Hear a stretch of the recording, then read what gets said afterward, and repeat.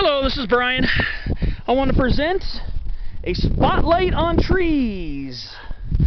Today, I am in the desert side of the San Bernardino Mountains, kind of in the transition between the desert and the pine forest, which leaves us with pinyon and juniper woodland as of here. I'm about an elevation of 6,000 feet right now, roughly about 6,000, maybe about 6,100 feet in elevation above sea level, and I'm near Highway 18 that leads towards Lucerne Valley and Big Bear up that way. Today's spotlight is on a tree I've only come into contact with a few times because it's not very common in Southern California, but is common in other southwestern states. This is the Utah Juniper, Juniperus osteosperma.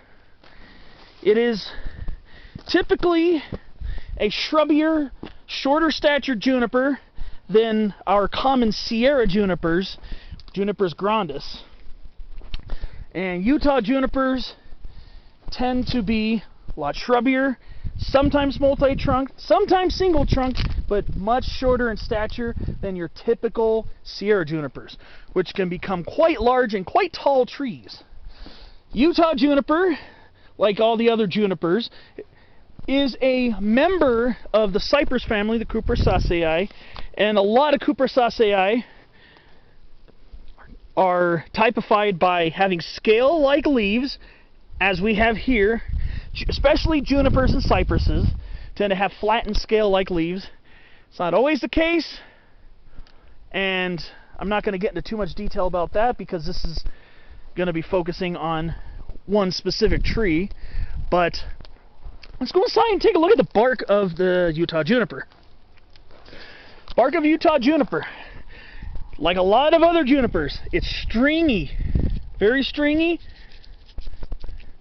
Sometimes a little foamy to the touch, a little bit, not very much, not like a giant sequoia, to which junipers are related, but it's gray and stringy, setting it apart from Sierra junipers, which tend to have more of a cinnamonish, brownish, orangish bark. And often, and most of the time, Sierra junipers are single trunked. Utah junipers can be both. You see, this one here is a multi-trunk specimen. And it's not very common here in Southern California. It's only known from a few, often far and widely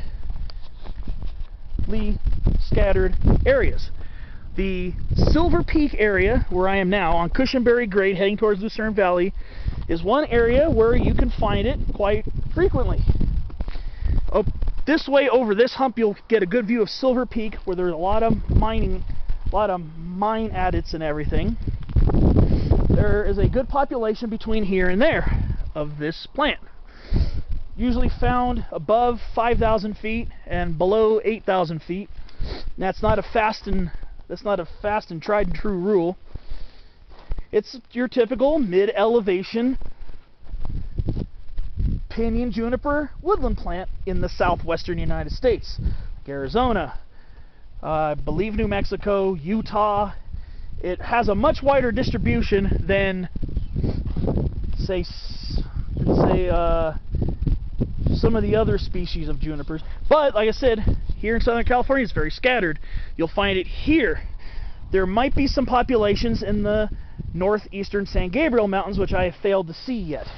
And then you will find them up towards the southeastern slopes of the southern Sierra Nevada, and you might find them out towards the Mojave National Preserve, and possibly in Joshua Tree National Park, which I have not yet visited. I know it's supposed to be a very awesome place, and I have yet to take time to visit it.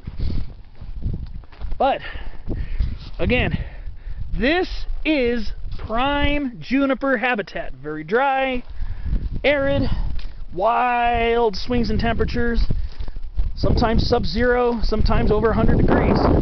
That's what junipers are used to. And Utah juniper is no exception. What I'm doing is I'm hiking along this random off-trail area, seeing quite a few specimens of Utah juniper. See, that area seems to be a pretty good spot because that juniper is quite decent size. I've seen a few pretty decent sized ones. Then you see a lot of shrubbier ones like this one here. This little guy here, a little shrubbier. Beautiful, beautiful coniferous shrub. And yes, it's a conifer, like a cypress. The seed cones are rounded, like a cypress, only instead of being hard and woody, they're softer and fleshier, especially when they're not ripe. But they never become extremely woody hard.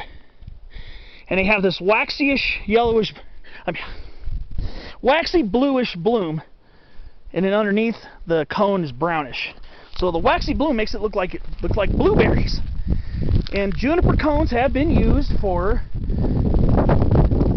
eating, although I would assume they'd have a very, very resinous aftertaste, or taste period. But they've also been used to flavor gin. That's typical for junipers.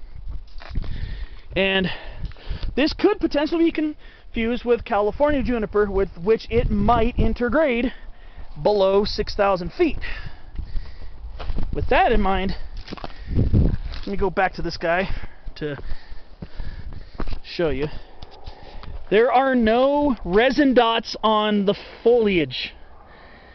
It doesn't have that frosty look like Sierra junipers and California junipers have. They do not have resin dots. So if you're confused between a Sierra juniper and a Utah juniper, gray bark, Utah, orangish bark, Sierra, gland dots, Sierra, no gland dots, Utah. Utah junipers get a little bit taller, but they can be very similarly shaped. I believe Utah junipers would be a little bit more upright generally, and not as neatly rounded as a lot of California junipers can be. Not that all California junipers are neatly rounded. I've seen them quite gnarled at times, but they tend to be like this guy right here, more upright. They are related.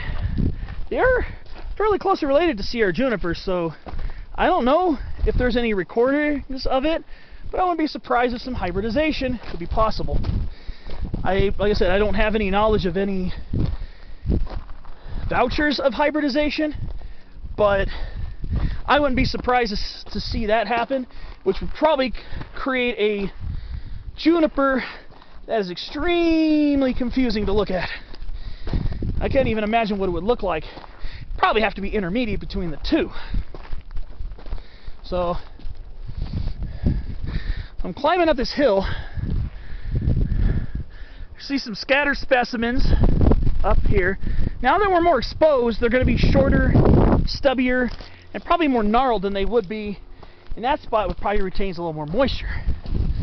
So again, nature and nurture, two things that honestly factor in on growth rates and growth sizes. The harder the soil, more exposed, smaller and stubbier and shrubbier. Deeper the soil, more access to moisture, longer lasting moisture, more upright. But there you have it. The Utah juniper, Juniperus osteosperma. Come up to the San Bernardino Mountains, northeast of Big Bear, along Highway 18. Doesn't take much to get to them. Just find some parking spaces along the side, like some shoulders or some dirt roads you can pull off onto and come up here. It's awesome because you get to see a species not very well known and seen here in Southern California. If you go to the Intermountain West, it's a different story. But there you got it. Juniperus osteosperma, Utah juniper. And this was Brian's Spotlight on Trees. I hope you enjoyed the video. And I will see you on my next spotlight, coming soon, hopefully.